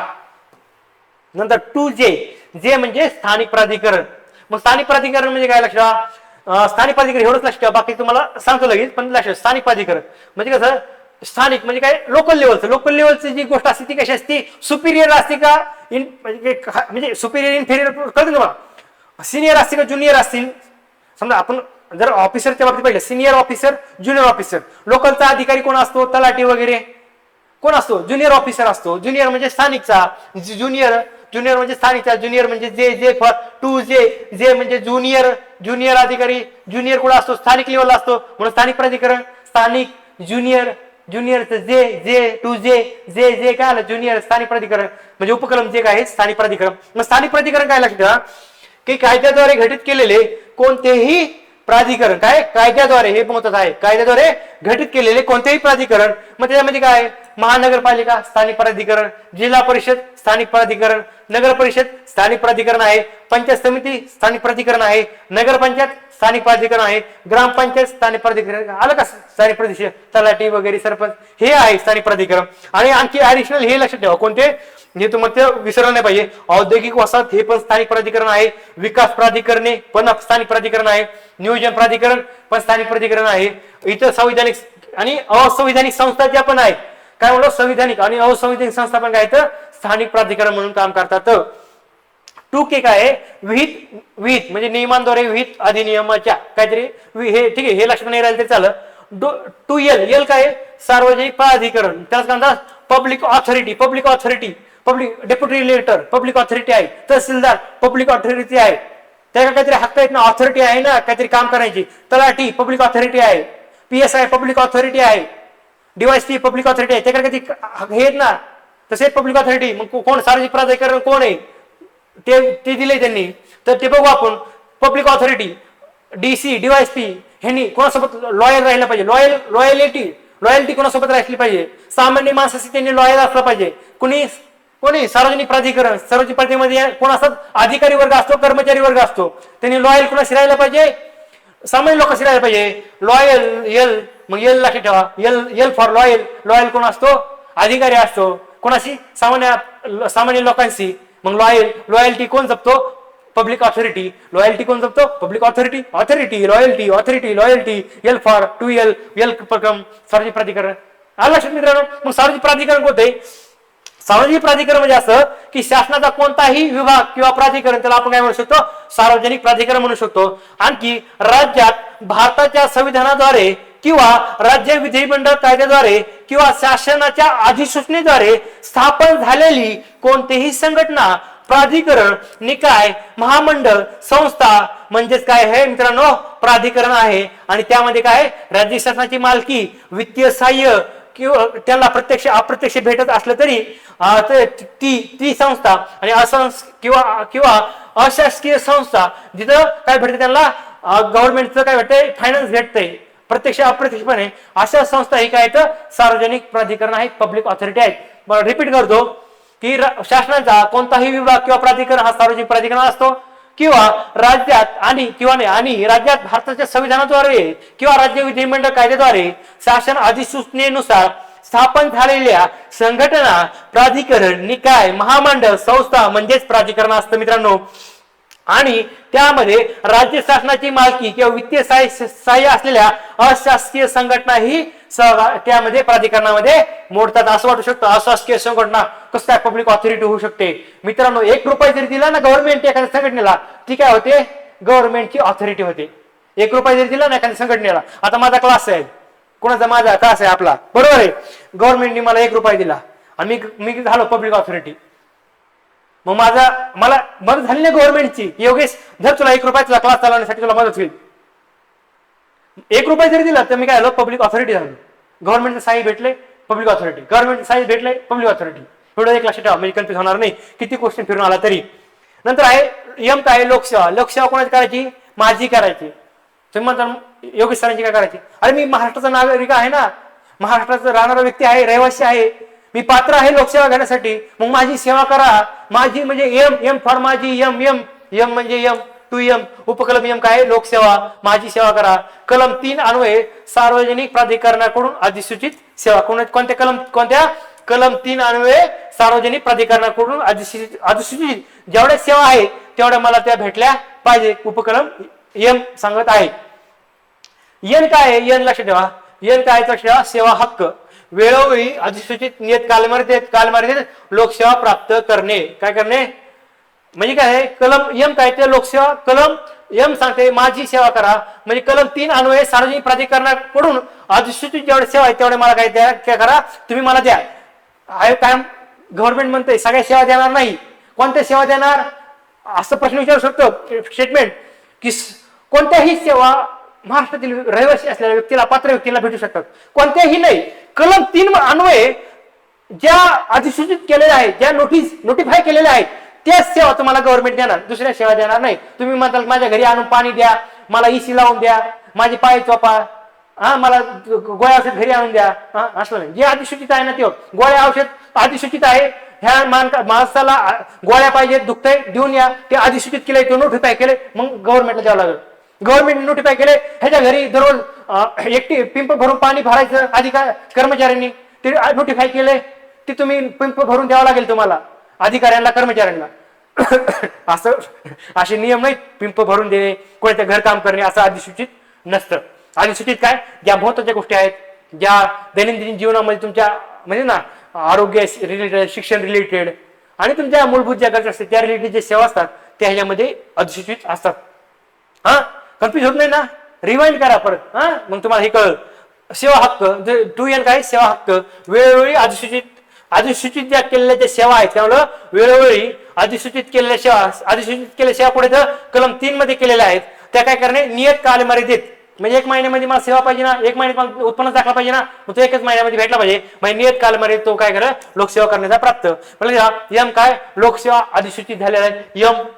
यम आणि यम जर असा केला यम असा आहे ना असा तो असा केला असा तो 3 सारखा दिसतो. यम म्हणजे माझी सेवा करा आणि कशी करा तर कलम 3 अन्वये अधिसूचित असलेल्या सेवा.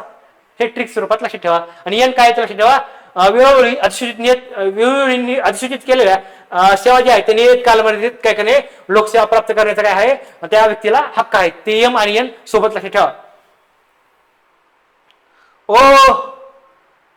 ऐका ना माझं काम प्रथम अपील अधिकाऱ्यांनी केलं नाही खालच्या अधिकाऱ्यांनी केलं. ऐका ना ऐकून घ्या. असं का बोलायला तुम्ही म्हणता सर असे येड्यावणी का करायला लागले. म्हणजे द्वितीय अपील अधिकारी खालचा अधिकारी असतो त्यांनी काम नाही केलं म्हणून आम्ही प्रथम अपील अधिकारी गेलो. लोकलचा अधिकारी तुम्हाला दररोज भेटतो आणि प्रथम अपील अधिकारी पण सहज भेटतो. पण वरिष्ठ लेवलचा द्वितीय अपील अधिकारी तो सहज भेटत नाही. मग त्याला कुठेतरी ऑफिसला असतो जिल्ह्याच्या ठिकाणी मग त्याला लांबून सांगावं लागतं सर ऐका माझा ऐका ऐका हाय केल्यानंतर लगेच भेटला प्रथम अधिकारी 2H आणि मोठमोठ्याने ओरडावं लागते सर माझा ऐका 2O मग उपकलम म्हणजे द्वितीय अपील अधिकारी संबंधित सार्वजनिक प्राधिकरणाने कलम 8(2) अन्वये प्रथम अपील अधिकारी कलम 8(1) अन्वये आणि द्वितीय अपील अधिकारी कलम 8(2) अन्वये. तर कसं लक्षात ठेवायचं 13(1) 13(2) लक्षात राहिलं बरोबर आहे. मग 8(1) आणि 8(2) कसं लक्षात ठेवायचं तर लक्षात 8 म्हणजे आटाटी म्हणजे त्रास. आपण म्हणतो ना माझ्या मागले आटाटी बाबा काय सांगावं मी अभ्यास करतोय पण परीक्षेत पास व्हायला आटाटी म्हणजे आटाटी एखाद्या लोकसेवा भेटणार आहे मग त्याच्या मग काय चालली आटाटी चालू आहे त्याच्या मग त्रास चालू आहे म्हणून आटाटी 8 लक्षात ठेवा. प्रथम अधिकारी 8(1) द्वितीय अपील अधिकारी 8(2) आणि प्रथम अपील अधिकारी H आणि द्वितीय अपील अधिकारी O म्हणजे लक्षात आलं. असं सिंपल आहे.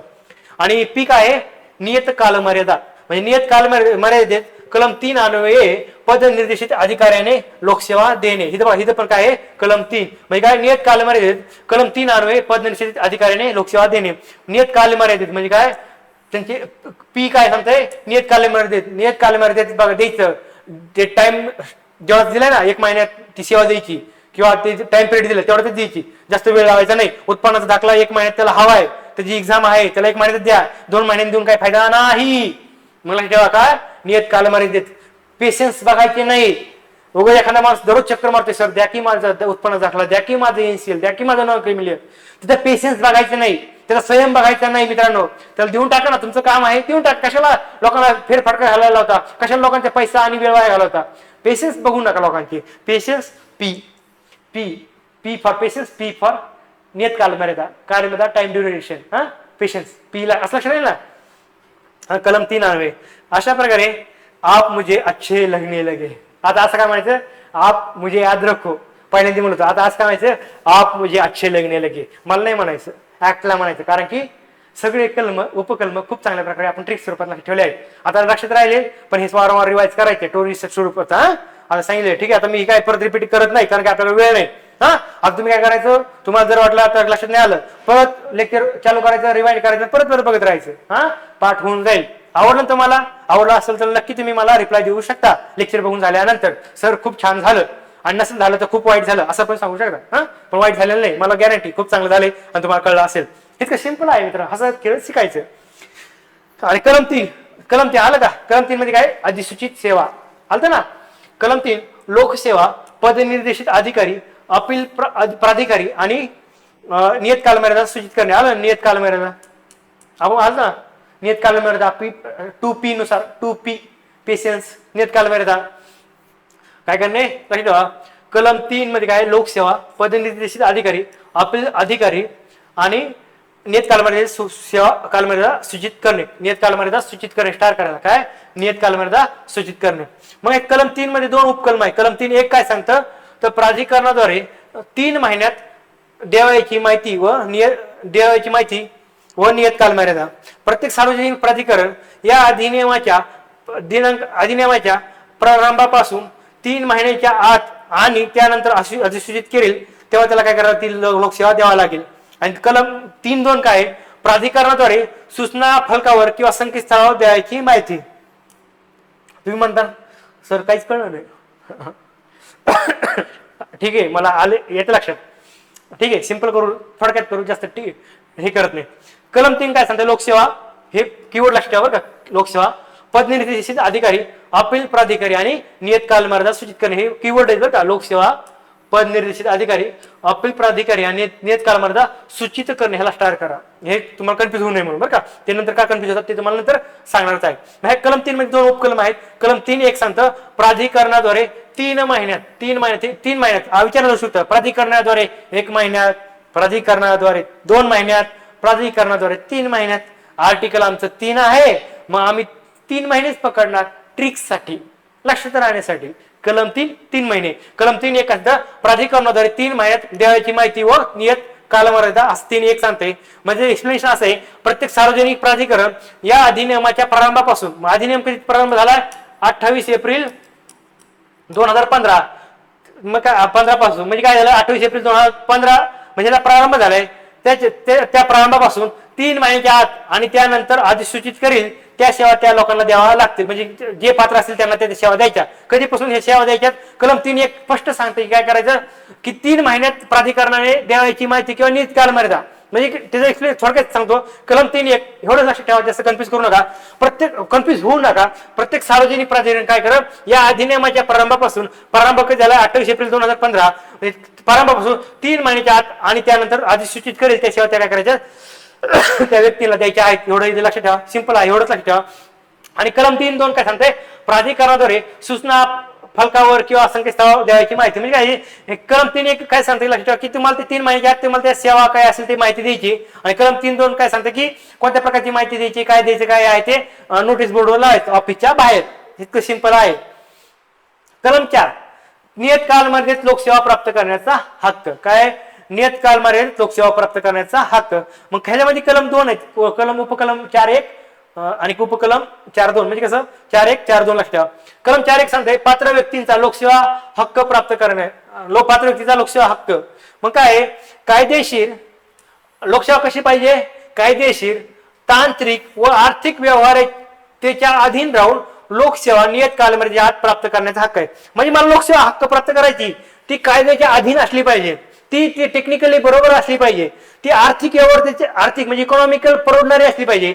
त्या अधीन राहून लोकसेवा नियत कालमर्यादा, आलं नियत कालमर्यादा, टाइम बाउंड असली पाहिजे. टाइम बाउंड कालमर्यादेच्या आत प्राप्त करण्याचा हक्क आहे. म्हणजे कसं आहे, मी म्हणलो मला लोकसेवा पाहिजे, कशी म्हणजे मला हे पाहिजे ते पाहिजे, अरे मित्रा ती कायद्यात बसत नाही, तो अधिकारी तुला देऊ शकत नाही. तो म्हणला ठीक आहे मग मला असं द्या, अरे ती टेक्निकल नाही, ते तांत्रिक दृष्ट्या पण बरोबर नाही, मग ठीक आहे मग असं करा. अरे तू जी माहिती मागवली ती गोष्ट पाहिली, ती आर्थिक दृष्ट्या परवडत नाही, त्याला खूप खर्च आहे, मग ठीक आहे मग दुसरं काय करायचं. अरे मग त्या अधिकारीचं सांगतोय कायदेशीर दृष्ट्या योग्य असले पाहिजे, तांत्रिक दृष्ट्या योग्य असले पाहिजे, आर्थिक व्यवहाराच्या अधीन असलेली सेवा मी तुला देऊ शकतो, इतर सेवा मी देणार नाही. म्हणजे लोकसेवा अंतिम सेवा कधी देणार, नियत कालमर्यादेत टाइम बाउंड मध्ये देणार. आणि तो हक्क असा हक्क प्राप्त करण्याचा काय असेल, व्यक्तीचा हक्क असेल 4(1) नुसार. आणि 4(2) काय असते, 4(2) सांगते कायदेशीर तांत्रिक, हे तुम्ही हे सेम शब्द बरं का मित्रांनो, हे ऍज इट इज लिहिले ना, सेम शब्द आहेत. कायदेशीर तांत्रिक व आर्थिक व्यवहार त्याच्या अधीन राहून काय करेल तो अधिकारी, त्याला काय करेल लोकसेवा देईल, लोकसेवा देईल. म्हणजे काय कलम 4 काय, नियत कालमर्यादेत लोकसेवा प्राप्त करण्याचा हक्क आहे. मग कलम 4 काय 4(1) सांगतं, काय 4(1) सांगतं कायदेशीर तांत्रिक व आर्थिक व्यवहार अधीन राहून नियत कालमर्यादेत त्या काय लोकसेवा तो प्राप्त करण्याचा व्यक्तीचा हक्क आहे. आणि कलम 4(2) सांगतं लोकसेवा देण्याची सार्वजनिक प्राधिकरणाची जबाबदारी आहे. आणि ती कशी असली पाहिजे, लोकसेवा देण्याची जबाबदारी कायदेशीर तांत्रिक व आर्थिक व्यवहाराच्या अधीन राहून ती दिली पाहिजे, बरोबर आहे. आणि नंतर आहे एक अपवाद आहे, हा क्वेश्चन आपल्याला येऊन गेला आहे कंबाईन गट 2024 मुख्य परीक्षा पेपर क्रमांक 2, लोकसेवा देण्याच्या कालमर्यादेत अपवाद. काय अपवाद आहे, निवडणुकीच्या कालावधीत त्याचप्रमाणे नैसर्गिक आपत्तीच्या वेळी विहित केल्याप्रमाणे नियत कालमर्यादा राज्य शासन वाढवता येईल. म्हणजे काय, नियत कालमर्यादा राज्य शासन वाढवता येईल. कधी वाढवता येईल, निवडणुकीच्या कालावधीत किंवा नैसर्गिक आपत्तीच्या वेळी. म्हणजे लक्ष ठेवा की तुमचं इलेक्शन चालू आहे, अधिकारी इलेक्शनला गेलेत आणि तुम्ही म्हणता की माझा दाखला द्या, माझा सर्टिफिकेट द्या, ते म्हणणार नाही बाबा इलेक्शन महत्वाचं आहे, तुझा दाखला मी नंतर देईल. मग गव्हर्नमेंट काय करतं, कालावधी वाढवतं. आपत्ती आली, पाऊस पडतोय, नुकसान व्हायला लागलंय, पूर आलाय, आणि तुम्ही तहसीलदाराला जाऊन म्हणताय, प्रांत अधिकाऱ्याला जाऊन म्हणता माझं डॉक्युमेंट द्या, माझं डॉक्युमेंट द्या. ते म्हणे अरे तुझ्या कानाखाली टाकून तुला कळतं का नाही, असे शब्द वापरत नाहीत, असे वापरले पण नाही पाहिजे, माझ्याकडून चुकून झाला ते सांगाल मित्रा. लोक वाहून चाललेत, लोकांचं नुकसान व्हायला, तुला डॉक्युमेंटचं काय पडलंय, नाही तो म्हणतो नाही नाही सर माझं जीवन मरणाचा प्रश्न आहे, माझी एक्झाम आली लास्ट डेट आहे. अरे मित्रा अधिकारी सांगाल नाही तू टेन्शन घेऊ नको, गव्हर्नमेंट काय करणार आहे, तारीख वाढवून देणार आहे. आपण दिली ना पुराच्या वेळी तारीख वाढवून, तसं इथं पण आहे. काय नैसर्गिक आपत्तीच्या वेळी आणि निवडणुकीच्या वेळी आपण काय करू शकतो, ती तारीख वाढवू शकतो टाइम बाउंडची.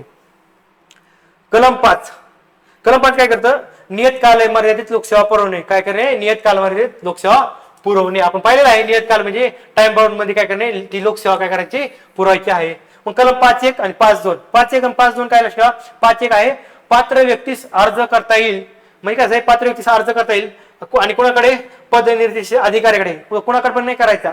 म्हणजे लोकसेवा प्राप्त करण्यासाठी योग्य सरांकडे आलाय, मी नाही सेवा देऊ शकत, माझ्याकडे मी काय गव्हर्नमेंटचा अधिकारी आहे का, तर लोकसेवा प्राप्त करण्यासाठी कोणाकडे जावं लागलं, ज्या अधिकाऱ्याकडे जे काम दिलं आहे त्याकडे जावं लागलं. म्हणजे काय, पात्र व्यक्तीचा अर्ज करता येईल कोणाकडे, पदनिर्देशित अधिकाऱ्याकडे. म्हणजे लोकसेवा पुरवण्यासाठी कोण बसलेला आहे, पदनिर्देशित अधिकारी. मग पदनिर्देशित अधिकाऱ्याकडून लोकसेवा प्राप्त करण्यासाठी काय करावं लागेल, आधी आपल्याला अर्ज करावा लागेल मित्रांनो. मग कलम 5(1) नुसार काय करायचं, पात्र व्यक्तीचा अर्ज करता येईल. मग ते अर्ज केल्यानंतर आपल्याला अधिकारी पोचपावती देईल, त्याची नियत कालमर्यादा देईल की हा एवढ्या वेळेमध्ये तुझं काम करून देतो, दिनांक टाकेल, ठिकाण टाकेल, विशिष्ट अर्ज क्रमांक लेखी किंवा इलेक्ट्रॉनिक प्रकारे तुम्हाला देईल. नंतर आहे पदनिर्देशित अधिकारी किंवा पदनिर्देशित अधिकारी किंवा प्राधिकृत अधिकारी अशा एखाद्या व्यक्तीला ज्या दिनांकास अर्ज मिळाला असेल त्या दिनांकापासून कालमर्यादा मोजली जाईल.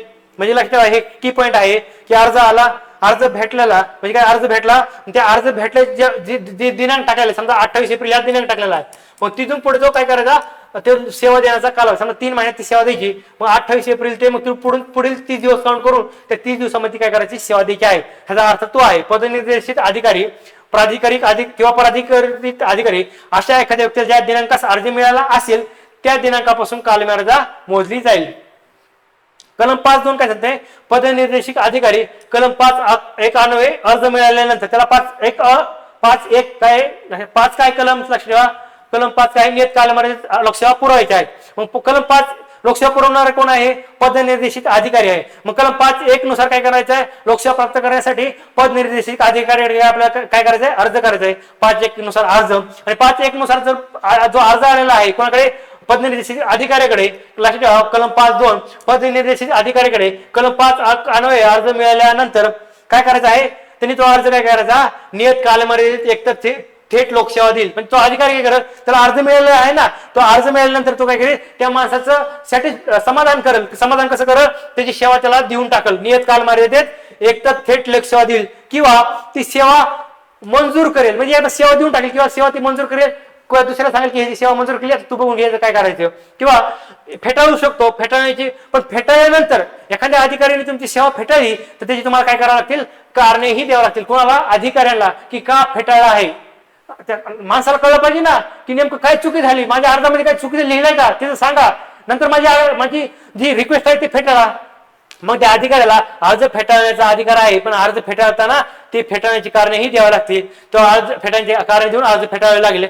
आणि पदनिर्देशित अधिकारी काय करायला लागला, त्याच्या आदेशाविरुद्ध मतलब अर्ज फेटाळाय ना, मग ते काय करायचं, पदनिर्देशित अधिकारी काय म्हणेल की तुला जर माझं पटलं नाही, निर्णय पटला नाही तर तू काय कर, आता अपील कर, दुसरीकडे अपील कर. तुला माझं पटत नाही ना, मी म्हणलो मी तुला सेवा देऊ शकत नाही आणि मी देणार पण नाही, पण तुला असं वाटतं की मी सेवा दिली पाहिजे, हे केलं पाहिजे, मी नाही देणार, तू डायरेक्ट हे झालंय. पण तुमच्याकडे ऑप्शन काय आहे, प्रथम अपील अधिकारी, द्वितीय अपील अधिकारी, तुमच्याकडे ऑप्शन आहेत ना. कशाला त्या अधिकाऱ्यांसोबत राहतात, तुम्हाला अधिनियमाने अधिकार दिलाय, जर तुमचं त्या अधिकाऱ्यांनी काम केलं नाही तुम्ही प्रथम अपील अधिकाऱ्याकडे जा, प्रथम अपील अधिकाऱ्यांनी काम केलं नाही तुम्ही द्वितीय अपील अधिकाऱ्याकडे जा.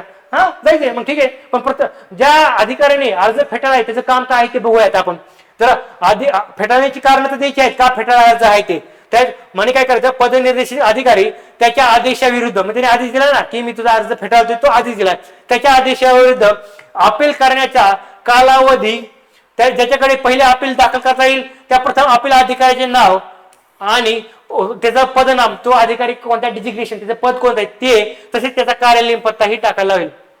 थोडक्यात सांगायचं म्हणजे मी समजा एक अधिकारी आहे आणि मी काय केलं, एखाद्या व्यक्तीचा अर्ज फेटाळला आहे, मग अर्ज का फेटाळला त्याची मला त्या व्यक्तीला कारण द्यायची आणि मी काम केलं नाही तर ते त्याला रितसर मार्ग आहे दुसरा की मी नाही काम केलं तर त्याला एक अधिनियमाने हक्क दिलाय की तो काय करू शकतो, माझ्या विरुद्ध कुठं अपील अधिकारी 1, अपील अधिकारी 2 कडे जाऊ शकतो.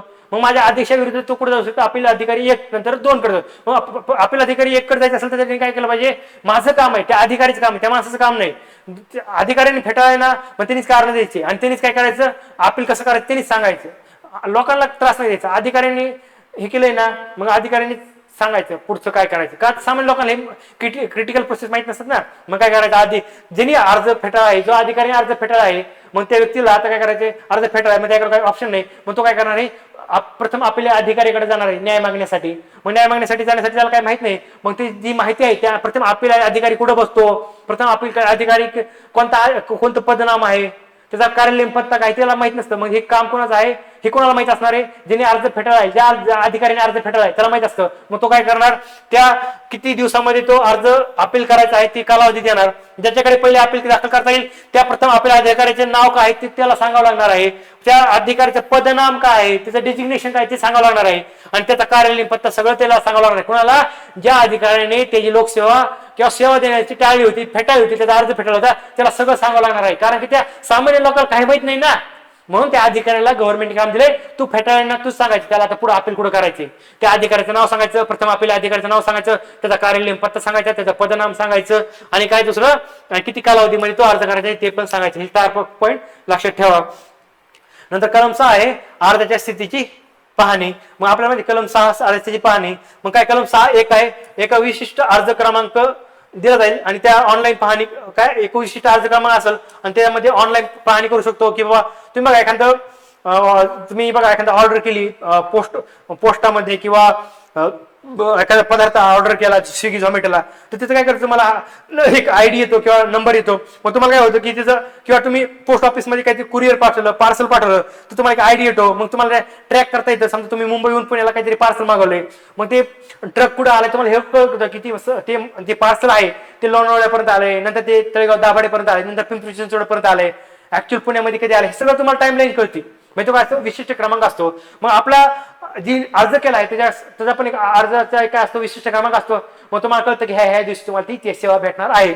मग काय कलम 6 काय सांगतं, अर्जाच्या स्थितीची पाहणी. कलम 6.1 सांगतो एका विशिष्ट अर्ज क्रमांक असतो तुमची ऑनलाईन पाहणी करण्यासाठी, तुम्हाला तो ट्रॅक करण्यासाठी तुमच्या अर्जाची स्थिती. कलम 6.2 काय करतं, सार्वजनिक प्राधिकरण काय करणार, ते काय करणार, ते जे अपडेट आहे ना, ओके, मुंबईहून निघालेले पार्सल लोणावळ्यात आलंय, अपडेट करा. ते पुढे गेले पिंपरी चिंचवडला, अपडेट करा. म्हणजे अपडेट करण्याचं म्हणजे ते तुझा अर्ज कुठे गेलाय, कसा गेलाय, त्याची काय प्रोसेस चालू आहे ती अपडेट करण्याचं कोणाचं काम आहे? सार्वजनिक प्राधिकरणाचं ते कर्तव्य आहे. आणि कलम 6 काय आहे? त्या विशिष्ट अर्ज क्रमांक. आणि कलम 7 काय सांगतं? लोकसेवा देण्यासाठी माहिती तंत्रज्ञानाचा वापर करणे. काय कलम 7 आपण पाहिलं ना. आणि शासन काय करणार? ह्याला प्रोत्साहन देणार.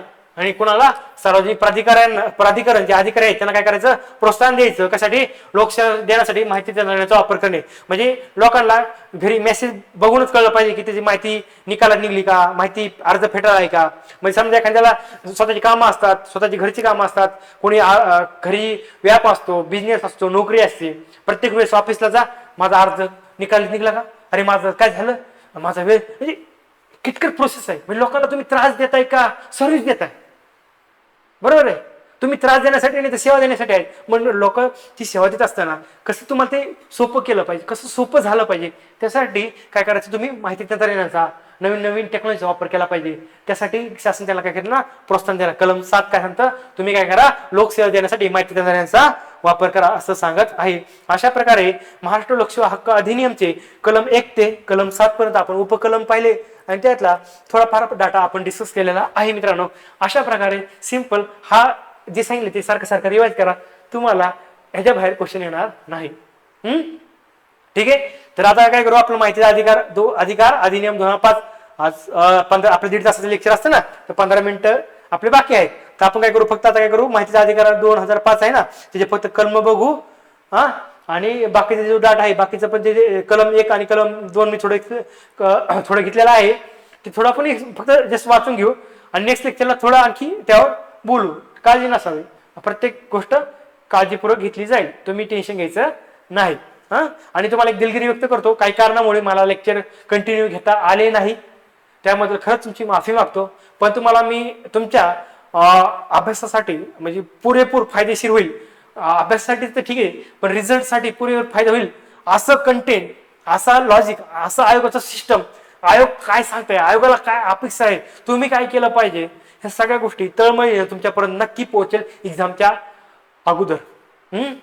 मी सांगतोय आपली बॅच 31 मार्च पर्यंत संपायची होती, नंतर 20 एप्रिल पर्यंत संपलं असं वाटलं, पण काही अडचणी आल्या नाही संपवता आली.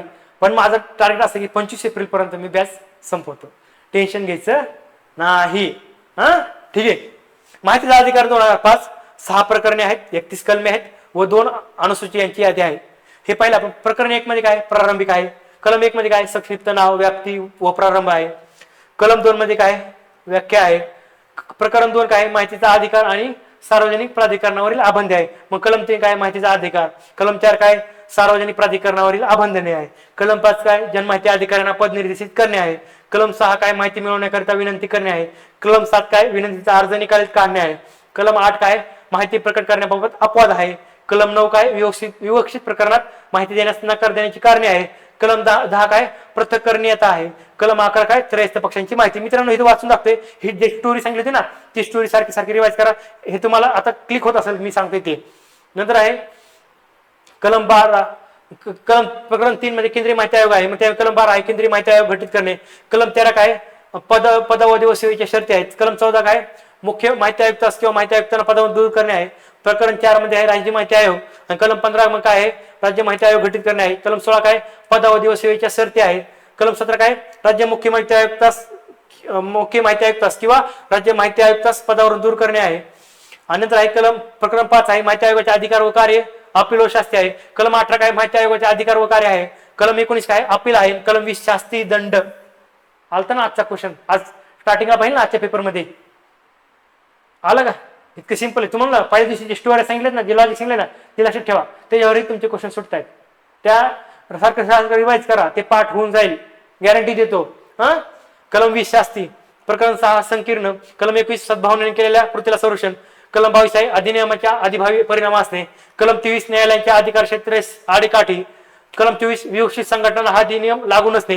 कलम 25 संनियंत्रण करणे व अहवाल देणे. कलम 26 समुचित शासनाने कार्यक्रम तयार करणे. कलम 27 समुचित शासनाचा नियम करण्याचा अधिकार. कलम 28 सक्षम प्राधिकाऱ्याचा नियम करण्याचा अधिकार. कलम 29 नियम सभागृहापुढे ठेवणे, कलम 30 अडचणी दूर करण्याचा अधिकार आणि कलम 31 निरसन. आणि त्यामध्ये 2 अनुसूची आहेत. पहिल्या अनुसूचीमध्ये सप्तांचे नमुने आहेत आणि दुसऱ्या अनुसूचीमध्ये विवक्षित संघटनांची माहिती आहे. मग त्या 27 संघटना कोणत्या आहेत त्याच्यावर क्वेश्चन येऊन गेलेला आहे. त्याही संघटना आपण नेक्स्ट लेक्चरला बघणार आहोत मित्रांनो. मग मुख्य माहिती अधिकार अधिनियम, आता तसा महाराष्ट्र लोकसेवा हक्क अधिनियम आपण पाहिला. कसा महाराष्ट्र लोकसेवा हक्क अधिनियम जसा पाहिला तसं आपल्याला काय बघायचं आहे, माहितीचा अधिकार अधिनियम 2005 ते कलम, त्यातले सबकलम आणि त्यातला थोडा कॉन्टेंट आपल्याला पाहायचा आहे. पण मित्रांनो मला असं वाटतं की आता खूप जड होईल, जास्त होईल. आजच्या पुरतं एवढंच. नेक्स्ट लेक्चरला आपण बाकीच्या गोष्टी डिस्कस करूया. ठीक आहे मित्रांनो, थांबूया तिथं. थँक्यू.